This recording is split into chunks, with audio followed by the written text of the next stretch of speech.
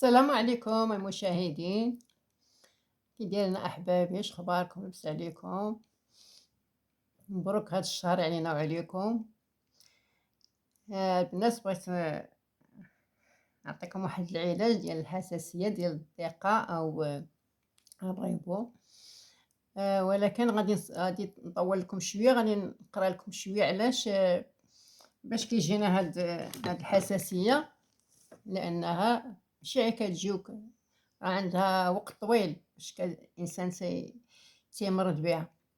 المهم البنات عندنا ألم الصدر. ألم الصدر هو من معتاد إشارة إلى وجود اضطرابات في أحد الأعضاء التي يحتويها ذلك جزء من الجسم والأعضاء الرئيسية. من بين هذا الأعضاء هي القلب والرئتان، وهذه المنطقة مسيجة بقاس الضلوع زعما الضلوع، تحتوي أيضا أوعية دموية كبيرة ومريء وجزءا من القصبة الهوائية. والألم الصدر قد ينشأ من اضطرابات أحد هذه الآتية، أو قد يكون محولا من منطقة الصدر من جزء من جسم. وتنشأ آلام الصدر من مجموعة كبيرة من الأسباب منوعة، بعضها خطر وبعضها الآخر ليس بذي البال، على أن كل ألم في الصدر يكون شديد أو غير متضح للسبب. ينبغي دائما أن يخطر إلى به الطبيب. والألم الصدر يمكن أن تنشأ من عضلات متوءة مرهقة، أو من التهابات أعصاب التي توسط الضلوع، أو من سوء الهضم واعتلالات الضلوع أو العضلات. قد تسبب أيضا ألما في الصدر. وأحد الآلام الصدر الكبرى هو الذبحة الصدرية. البرد هو أكثر أمراض المعدية شيوعا، وهو إصابة فيروسة المسالك التنفسية العليا.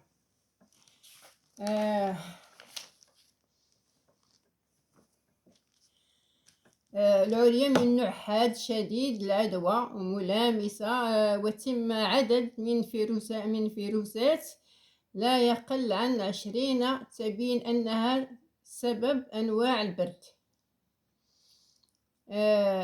وقد تصيب كل شخص قد انخفضت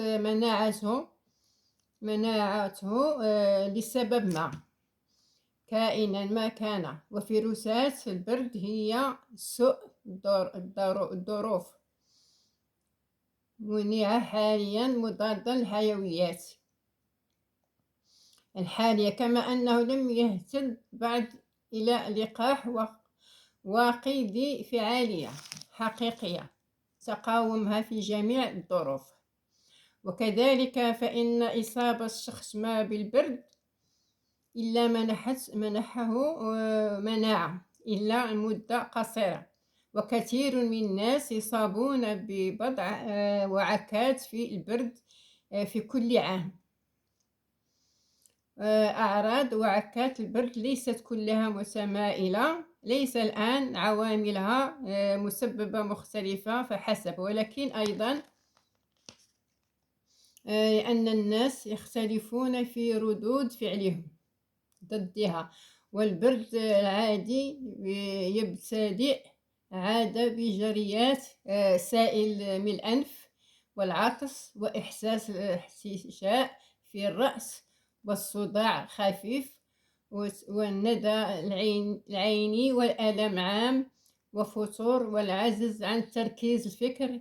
وربما ارتفعت الحرارة درجة قليلا ويحدث تورم في الأغشية مخاطية متأثرة، بحيث ينسدد المنخار منخران، ثم تأخذ إفرازات الأنف المائية في النخانة في التخانة تدريجيا حتى تصير في تجمد بحيث يصعب إجراء إخراجها. وكثيرا ما ينتشر الالتهاب إلى الحلق مسبب ألم الحلق والسعال، ويحدث تبلد في حاسة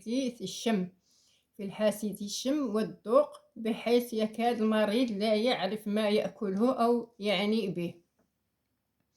وإذا ظهرت دلائل على أن البرد في مرحلة ما بين مرحلة يزداد، سواء فحدث مثلا رعدات طويلة أو حمى ملحوظة فوق الدرجة 39، ستنجرد أو آلام في الصدر أو الأذن أو الوجه أو قصر في التنفس أو سعال مصحوب بالخروج بلغم مخطط بالدم أو باللون صدأ أو بحة متشئة فعندئذ يكون قد أزف الوقت الاستدعاء طبيب، فربما يكون البرد قد تحول إلى حالة أخرى وأصبح من مستصعب مبادرة لعلاجها. العلاج أفضل مما يعين على تجنب مضاعفات بجميع أنواعها هو أن يؤخذ البرد مأخوذا حديا من أول ظهوره، فلذا ظهور أول علاماته ينبغي لزوم فراش حتما كان ذلك ممكنا، وينبغي الإكثار من شرب سوائل وأكل كل ما يشتهي ولكن باعتدال. ويجب أن يكون استنشار أو مخط بالرفق تجنبا للدفع العدوى إلى الجيوب الأنفية وإلى الأذنين، وإن كان الأنف مسدودا بالدرجة شديدة فيحسن تماس صحيحة طبيب نصيحة الطبيب عن قطرات الأنف ملائمة والأسبرين بسيط كفيل لأن يؤتي أسرع تفريج وأمنه، ويؤخذ منه قرص أو 2 كل 3 ساعات أو 4 ساعات إذا لازم الأمر. ومضادات الحيويات ليست بدوات فائدة في أنواع البرد لما يأخذ الإنسان، ولكن الطبيب قد يصفها إذا ما حدث مضاعفات. ومن بين المضاعفات التي قد تصحب البرد التهاب جيوب الأنفية، وهناك مضاعفات أخرى قد تحدث إذا ما تطرفت العدوى إلى الجزء الأسفل من الجهاز الهضمي من جهاز تنفسي، فقد تلهب الحنجرة أو القصبة الهوائية أو قنوات شعبية، فتسبب بعض الصعوبة في التنفس، نحت أو أزيز. وإذا ما داهمت العدوى الرئتين فقد يترتب على ذلك التهاب الرئوي. لما نطول نزيد نقص شوية. الربو هو مرض يصيب قنوات الشعبية ويسمى طبيا بالربو الشعبي، ويتسبب فيه تنفس بالعناء والعصر، وهو مرض مزمن يعانيه بصفة أقرب إلى أن تكون دورية من أن تكون مستمرة. ونوبات الربو تتفاوت كثير في درجة تعدادها ومدتها، وشهاداتها متراوحة ما بين نوبات عارضة من الآزير مصحوب بشيء من صدر تنفس، ونوبات قاسية تكاد تسبب الاختناق. وتحدث النوبة الربو في جزء تنقص تقلص أو تقبيض فجائي في قنوات الشعبية التي يجتازها الهواء من القصبة الهوائية إلى الرئتين، وقد تطول نوبة من دقائق قائلا إلى بضعة أيام، ويغلب أن ترداد سواء بتراكم مخاط في رئتين والقنوات الشعبية مسببة تهيج السعال. ومن ممكن غالبا من تقلصات أو أوقافها باستعمال علاجات طبية حديثة، على أن حالات شديدة قد تكون خطرة جدا. وصفات دابا غنعطيكم الوصفات ديال هذا المرض، لكن ضروري الطبيب في الاول قبل لي حنا يجينا البرد ما كنمشيو نقولوا البرد عادي ما كنديوهاش فيه، ولكن هو كيعمل لنا زعما مشاكل.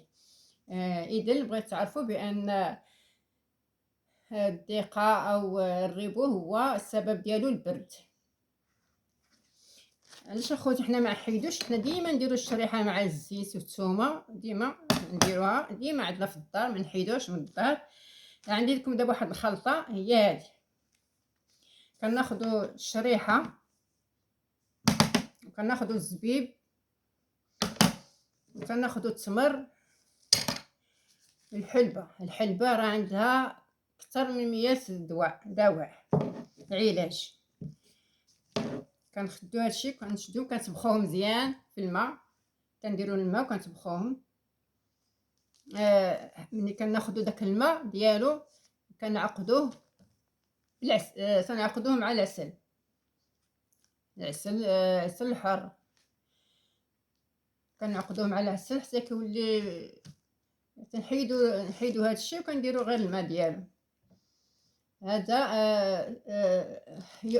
يؤكل منها كيزول هاد الاوجاع الصدر والسعال والربو والضيق التنفس.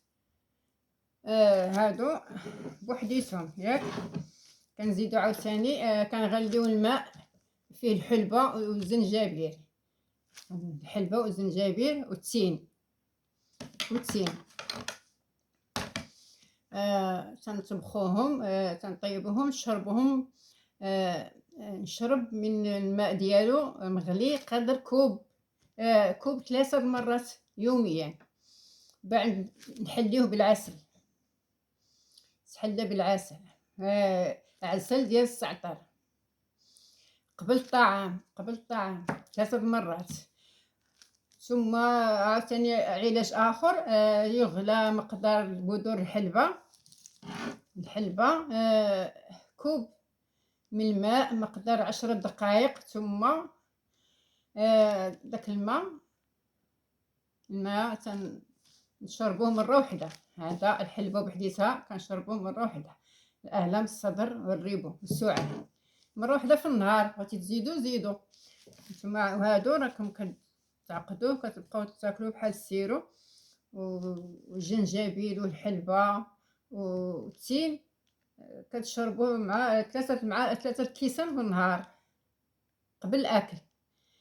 سمحوا لي طولت عليكم، رانا بغيت نوريكم بان البرد هو السبب، ماشي غير نقول لكم الريبو وصافي. خص تعرفوا شنو السبب ديال هاد الريبو. هاد ما تيقولش بزاف الناس تيقولكش ما تعرفوش واش البرد هو اللي سبب هادشي. السلام عليكم ورحمه الله وبركاته، كل عام وانتم بخير.